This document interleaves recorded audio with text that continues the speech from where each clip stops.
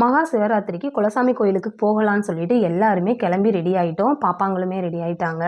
எங்கள் வீட்டுக்கு கொஞ்சம் பக்கத்தில் தான் குலசாமி கோயிலே இருக்குது. என்னோட ஹஸ்பண்ட் மாலை வாங்கிட்டு ரெடியாக எங்களுக்காக வெயிட் பண்ணிட்டு இருந்தாங்க. நாங்களும் அப்படியே போயிட்டு ஜாயின் பண்ணிட்டோம்.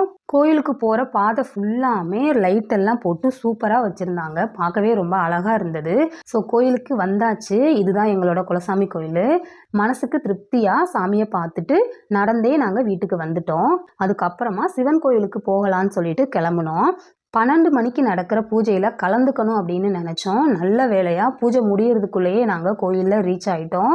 கோயிலில் வில்வ இலை எல்லாருக்குமே கொடுத்தாங்க. எங்கள் கையால் வில்வ இலை வச்சு சிவனுக்கு அர்ச்சனை பண்ணதில் ரொம்பவே சந்தோஷம்.